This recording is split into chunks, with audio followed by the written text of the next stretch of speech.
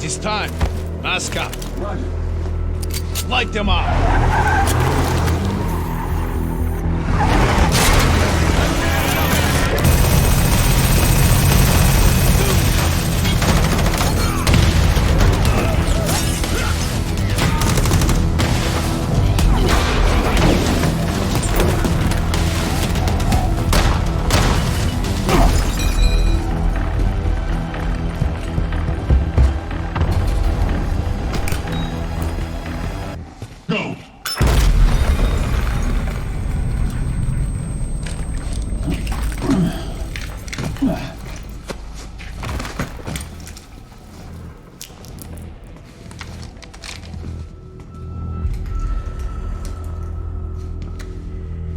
Oh, good.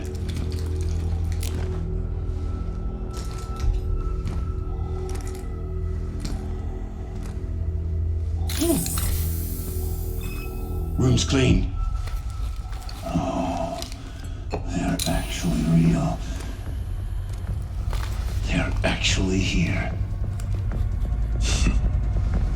Let's go.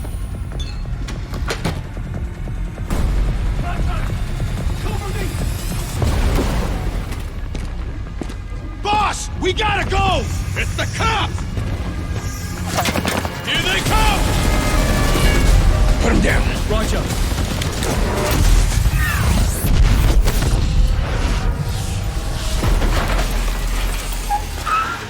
Move out the target. Flank it up. Target sighted.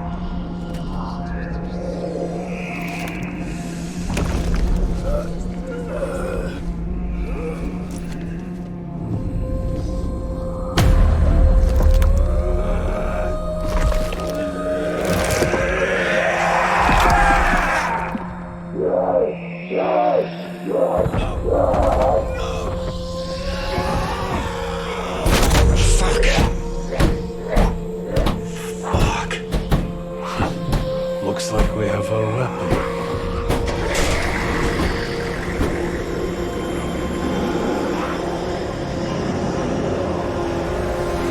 We're coming up on the EZ. ETA 2 minutes. We got intel that Zakhaev was planning something a few months ago. By the time we worked out where he was operating, all we could do was go kinetic and hope to flush the bastard out. One of our checkpoints reported hostile contact. Then the whole town went dark. Until we know what's going on, containment is the name of the game. No one gets in, and nothing, I mean nothing gets out. Clear? Ravenov here has experience with this kind of incursion. Brilliant. He'll give you the lay of the land. Keep your head up and listen to him if you want to survive. Report to SSO Green. Out here, this is her show! Welcome to Operation Deadbolt. This is us. Let's move.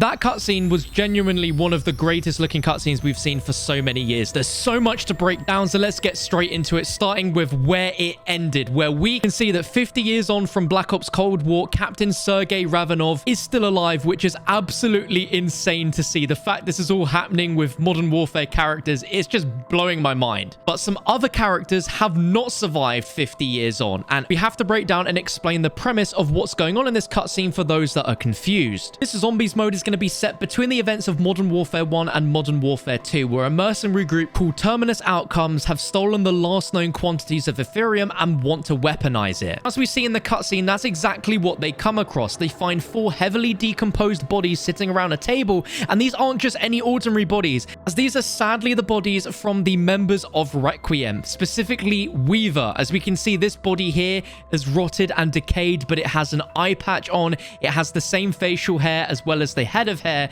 That is Weaver, who has unfortunately not survived 50 years on from Cold War. And we don't get a great look at the other 3, but we can assume that these are all the other members of Requiem, such as Dr. Gray, Dr. Strauss, and Major Carver. So can we all press F to pay respect in the comment section for those 2? There is also a few Easter eggs during this moment where when they first enter the room, you can see that there is a monkey bomb that is on a shelf. Now, as these assailants go in and grab the last tubes of Ethereum, we see one of them take off their mask to reveal that they are none other than Victor Zakhaev, the ultranationalist arms dealer and enemy of Task Force 141, who we originally thought died at the end of Modern Warfare, as there's a cutscene moment between Captain Price and Zakhaev over in Verdansk where it looked like he died. He was thrown off a balcony towards a rocket that was launching. Now, once they try to escape with these vials of Ethereum, the alarm is raised and military police are sent in. The firefight begins and Zakhaev's forces are severely outnumbered, so the only way for them to safely leave is to resort to throwing one of the vials towards them before retreating into their armored vehicle.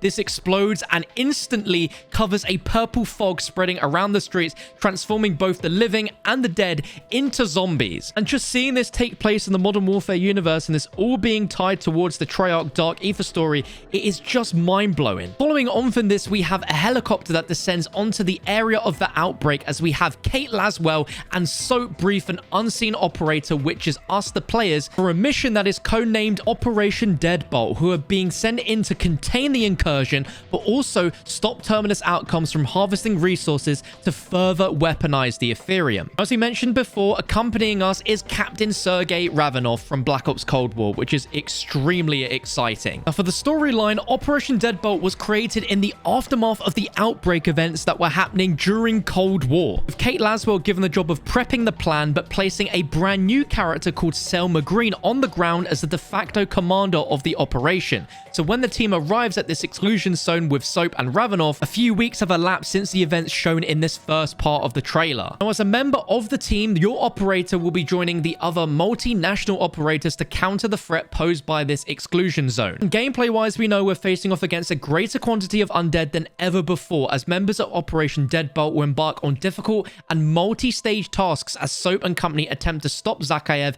and Terminus from plundering more resources, all while attempting to contain the current threat that's under control. It's going to combine the best of Modern Warfare map features and systems with the traditional core features of Treyarch Zombies. We already know, but this is going to be spread across different regions that will escalate in difficulty with core zombies features and a cavalcade of secrets to discover in a open world PvE extraction survival experience shared with other squads, along with a number of special story missions. And if you pre-order the game before the start of Season 6, Zombie Ghost will be available as a pre-order bonus, which just looks absolutely insane. But I am so shook at how good the cinematic looks for this, and I really hope that the gameplay and everything else matches the quality of the narrative that they've built so far. Let me know what you guys think down below. Drop a like if you're excited and subscribe to stay up to date with everything Modern Warfare 3 Zombies on the road to launch.